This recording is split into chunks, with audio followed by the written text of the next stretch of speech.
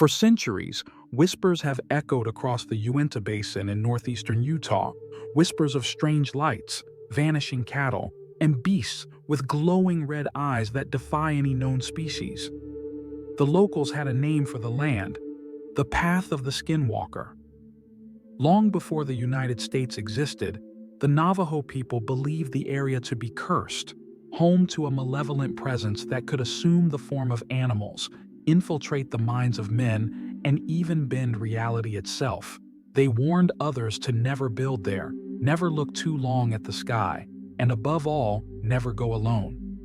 But in 1994, none of that mattered to the Sherman family.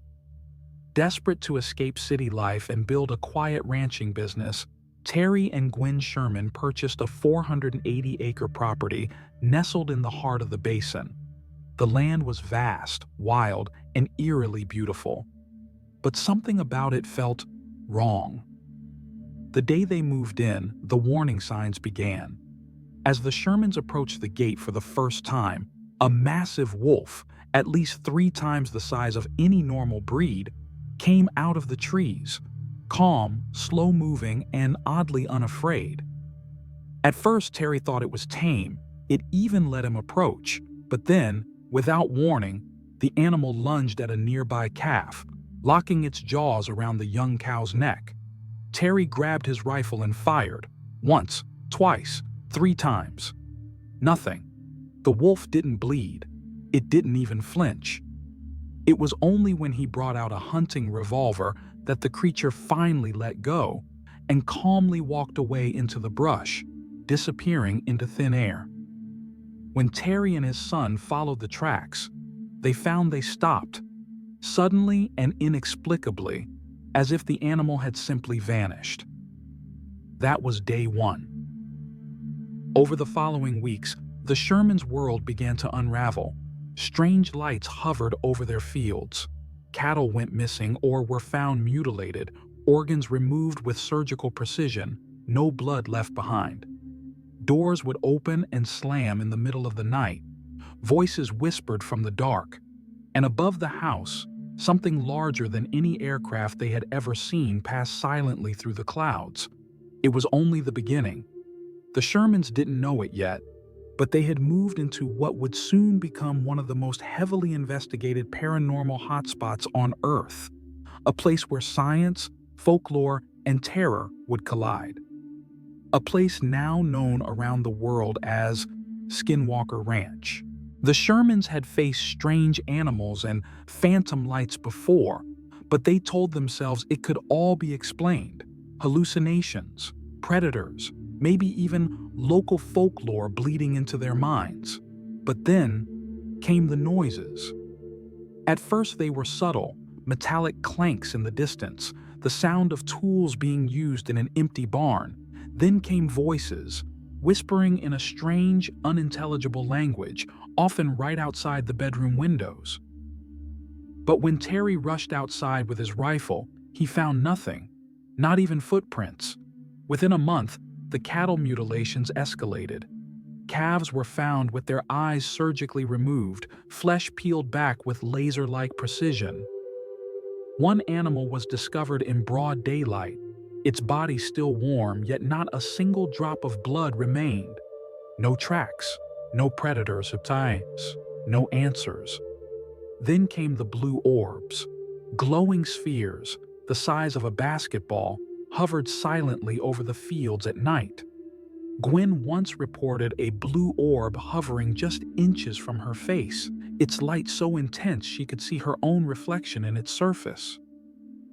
When Terry's dogs chased one into the woods, they never came back. All he found were 3 burned, greasy spots on the ground, as if something had incinerated them on the spot. Fear was no longer a background hum. It had become a constant drumbeat in the Sherman household. Their children refused to sleep alone. Gwen began suffering from frequent migraines and nosebleeds. Terry, once a proud and level-headed rancher, began speaking in clipped tones, always glancing at the sky. Something was watching them, and it wanted them to know. But the Shermans weren't the only ones who noticed. Word of the bizarre activity began leaking into nearby communities. Reports of strange aircraft, creatures with glowing eyes, and electromagnetic disturbances. One night, Terry saw what he could only describe as a portal floating above a field, an orange oval suspended in mid-air, through which he could see a different sky, with stars that didn't match their own. It was as if reality itself had torn open. Desperate for help, Terry contacted local scientists and journalists. Most dismissed him. But one story, printed in a small Utah newspaper, caught the attention of a man who would change the course of the investigation forever. A billionaire, a believer, and someone with ties to the U.S. government. His name was Robert Bigelow. When Robert Bigelow read the Sherman story in that small Utah newspaper, he didn't hesitate. A real estate mogul and aerospace entrepreneur, Bigelow had spent decades funding research into the unknown, UFOs, consciousness, interdimensional travel. He believed the ranch was not just haunted. He believed it was a window into something far more profound. In 1996, Bigelow bought the property outright from the Shermans, who were relieved to leave it behind. Terry stayed on for a while as caretaker, but the psychological toll had left deep scars. What Bigelow did next was unprecedented. He formed a private research organization called NIDS, the National Institute for Discovery Science. Staffed with former military scientists, physicists, and intelligence operatives, its mission was simple: find out what the hell was going on at Skinwalker Ranch. Security fences were erected, surveillance towers were built, motion-activated cameras and electromagnetic sensors were placed across the property. Scientists lived on site, taking shifts, logging every anomaly, and almost immediately, the phenomena returned. One night, a team was monitoring the western pasture when they saw a black humanoid figure crawl out of what looked like a shimmering portal in mid-air. It dropped onto all fours, sprinted toward the tree line, and vanished. Thermal cameras picked up the heat signature, but by the time they reached the area, it was gone. Another night, a PhD-level physicist witnessed a poltergeist-like attack in his sleeping quarters. Books flew off shelves, furniture moved on its own. But perhaps most disturbingly, one of the scientists began suffering frequent memory blackouts, often forgetting entire days. One researcher, armed with a night vision scope, reported seeing an invisible being moving just 20 feet in front of him, its form only visible through infrared. He described it as a predator-like distortion in the air, like heat waves bending light around a shape that shouldn't be there. The team tried everything: magnetic field analysis, radiation testing, subaudible frequency detection. But no matter what method they used, the phenomenon always stayed one step ahead, smart, evasive, and deeply aware of the observers. Even worse, it began to follow them home. Multiple team members reported strange occurrences after leaving the ranch. Shadow figures in their houses, electronic malfunctions, sudden illnesses, mental breakdowns. It was as if Skinwalker Ranch didn't want to be studied and punished those who tried. Despite years of surveillance and data collection, NIDS couldn't explain what they were dealing with. Not ghosts, not aliens, something else, something that defied categories. Bigelow later told the press, "We were dealing with a precognitive, non-human intelligence, and just when they thought they had seen it all, a mutilation happened right under their noses with zero explanation." By the second year of investigation, the team at Skinwalker Ranch had grown used to the strange and the terrifying, but nothing could have prepared them for what came next. It was early spring when NID scientists witnessed one of the most disturbing events in modern paranormal research. 4 prize bulls, each weighing nearly a ton, were grazing in a pen just 50 yards from the observation trailer.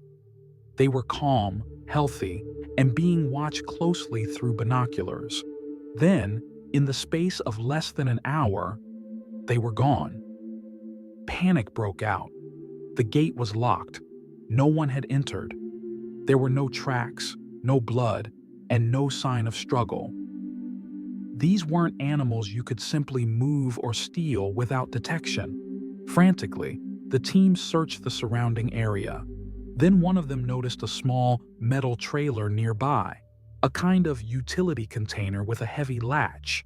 It was completely shut, hadn't been used in months. They opened the door and froze. All 4 bulls were inside, stuffed together, cramped and terrified, but somehow alive. The container was barely large enough to fit 1, let alone 4. The lock hadn't been broken.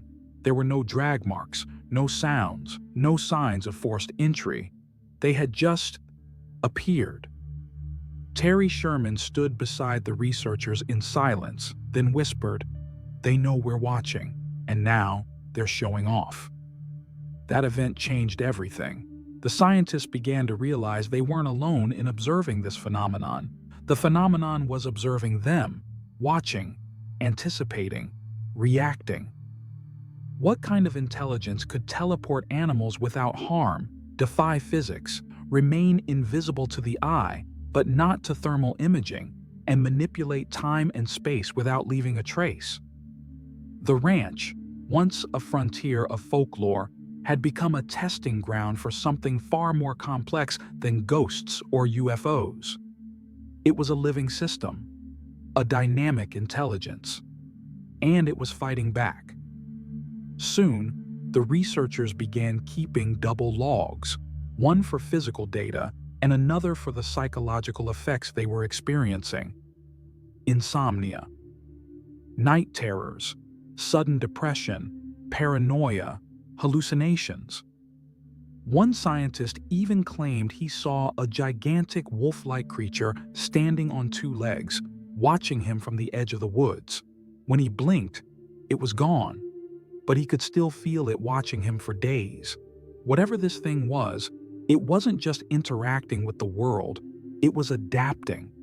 The question wasn't just, what is happening at Skinwalker Ranch? It had become, what is this place? And why is it here? And then, without warning, the government got involved. By the early 2000s, word of the phenomena at Skinwalker Ranch had reached the highest levels of power. And behind the veil of official silence, classified eyes were already watching. In 2008, Robert Bigelow's team received a quiet inquiry, not from journalists or paranormal researchers, but from the United States Department of Defense. The government wanted access to the ranch, and not just any division of government. The inquiry came from deep within a newly formed program, the Advanced Aerospace Weapons System Application Program, or AAWSAP, operating out of the Pentagon and funded with over $22 million of black budget money. While the public was busy debating aliens in crop circles, the government had already decided something at Skinwalker Ranch was real and possibly a national security threat. Under this new arrangement, NIDS was transformed into BAS, Bigelow Aerospace Advanced Space Studies, now operating as a contractor for the Pentagon. Surveillance on the ranch intensified. More scientists arrived. Equipment was upgraded. Everything was being logged. Every sound, every tremor, every strange light, cataloged, encrypted, and forwarded to Washington. But the phenomenon didn't like being hunted. Reports from this period, still classified in large part, tell of strange psychological attacks on researchers.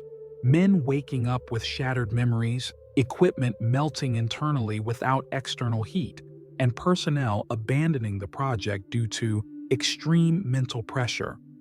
One incident, whispered about even within intelligence circles, described a scientist being followed home, not metaphorically, but literally. His family began experiencing the same activity he had documented at the ranch: apparitions, poltergeist activity, sudden illnesses, dark figures appearing in their bedrooms at night. He was told, off record, to never speak publicly again. At this point, a disturbing pattern had emerged. The phenomenon at Skinwalker Ranch was contagious.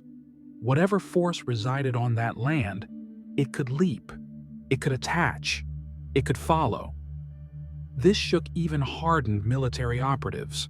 Some within the Pentagon began to believe that the ranch was not just a location, but a living portal, a kind of rift in space-time, where whatever entered didn't always leave alone. And then came the blueprints.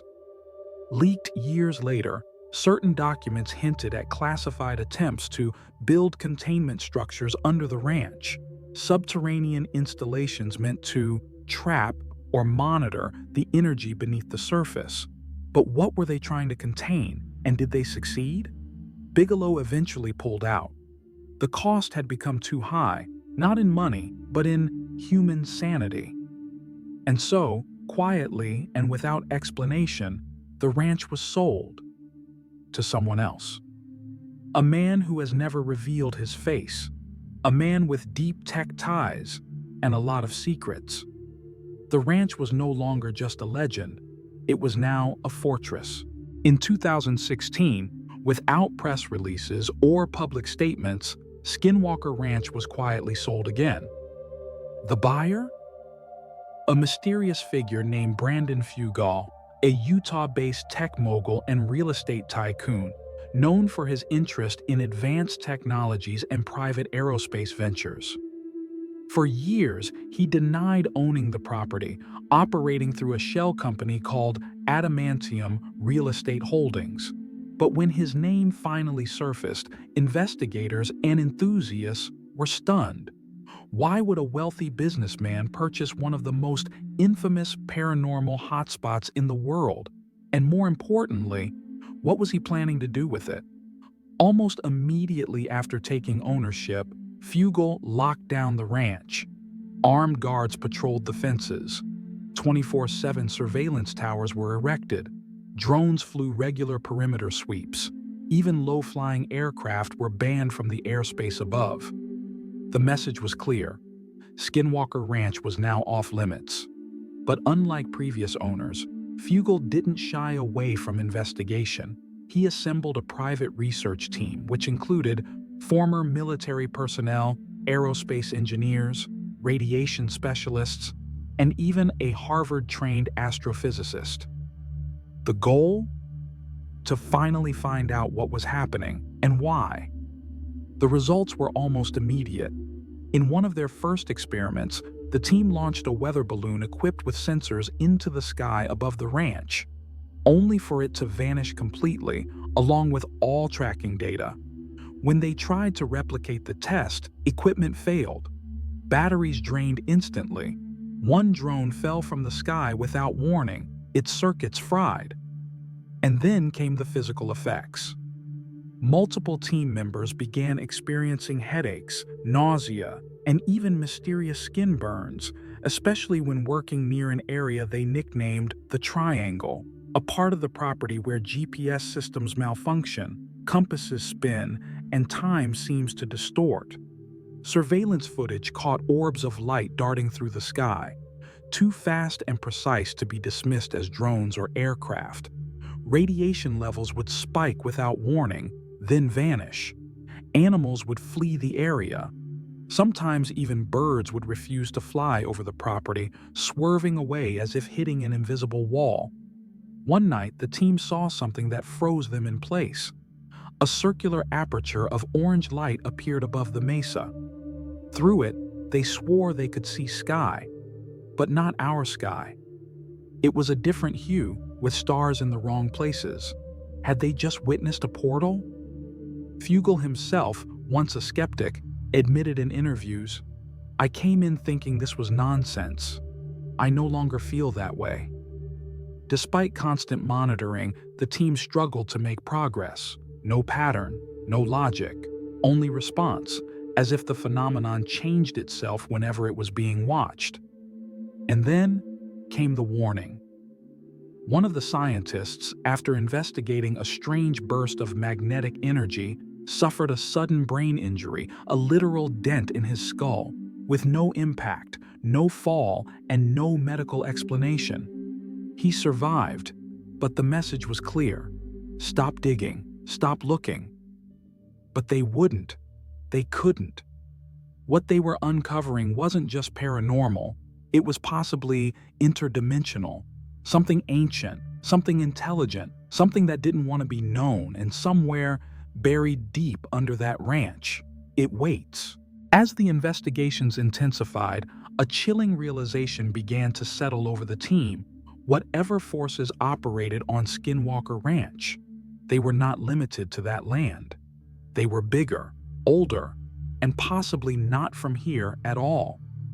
Throughout the years, multiple witnesses, both locals and scientists, had reported highly structured craft flying silently above the property. Black triangles that hovered motionless, then shot off at impossible speeds. Orbs of blue and red light that responded to human attention, and sometimes shapes that defied geometry, warping in and out of visible space like holograms caught in static. The sightings weren't just visual. On several occasions, surveillance systems picked up microwave bursts, ionizing radiation, and electromagnetic pulses emanating from the same regions where the lights appeared. One physicist, analyzing the data, whispered the word the team had been avoiding: technology. But if this was technology, whose was it? That's when the older Navajo and Ute stories came back into focus. Long before settlers ever arrived, the land around Skinwalker Ranch was considered cursed, haunted by entities called Yi-na-lu-shi, or skinwalkers, malevolent shapeshifters that could take the form of animals, speak in strange tongues, and vanish into thin air. Were these simply old legends? Or did the tribes already understand something modern science was only just beginning to uncover? Some researchers propose the wildest theory yet. The ranch isn't just haunted, it's a doorway, a weak point in the fabric of reality, an interdimensional rift, a bridge between worlds, one where entities, machines, even intelligence itself could pass through, observe us, interact with us.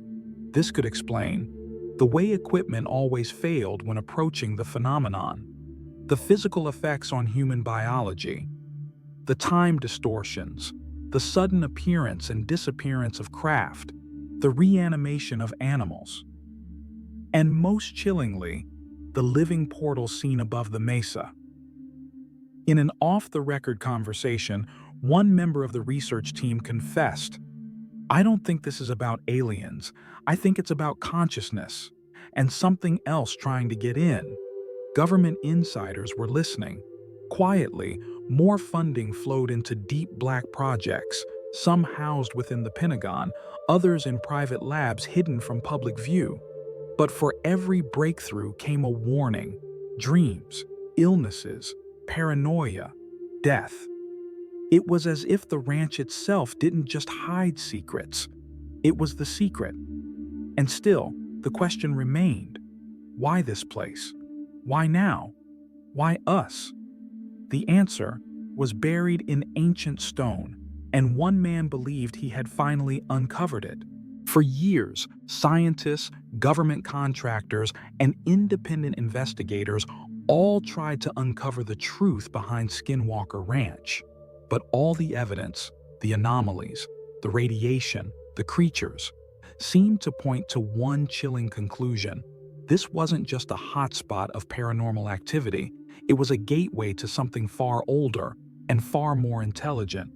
Then came the archaeologist. His name was never made public, but his work had spanned continents, from ancient Sumer to the ruins of Mesoamerica.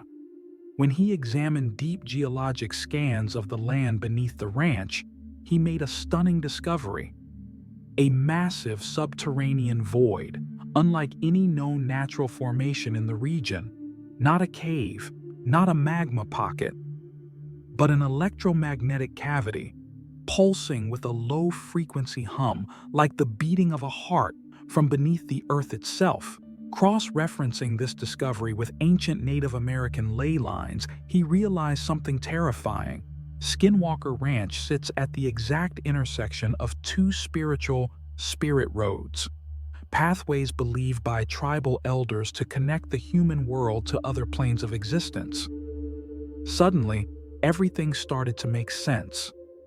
The time distortions, the strange creatures, the lights in the sky, the psychic attacks, the miraculous healings, the unexplained illnesses, the feeling of always being watched.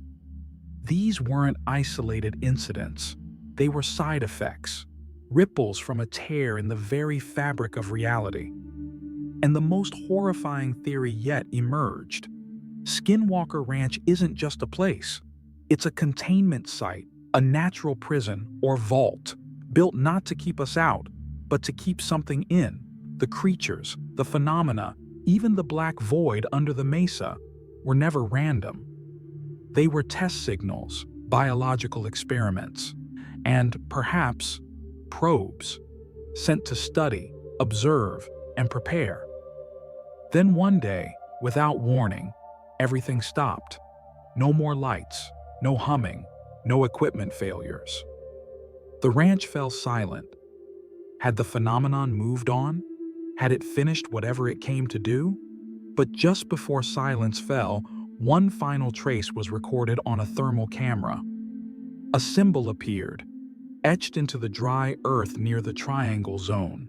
A circle enclosing an inverted triangle surrounded by concentric ripples. When matched against ancient records, the shape was identical to a petroglyph found deep in the jungles of Guatemala, a symbol left by a lost civilization that had vanished overnight. A symbol scholars translated as "Return of the Watchers from Beyond the Stars." Final thoughts: truth or threshold? Is Skinwalker Ranch a grand hoax, a modern myth, or the epicenter of something that defies time, space, and understanding? Perhaps Mel Waters was never real. Perhaps the stories were exaggerated. But even skeptics can't explain the government contracts, the missing time, the forbidden symbols, or the lingering silence. And maybe that's the real secret. The story isn't meant to be believed. It's meant to provoke. To remind us that in a world obsessed with facts and data, there are still shadows we cannot measure. And sometimes, when we look too closely at those shadows, they look back.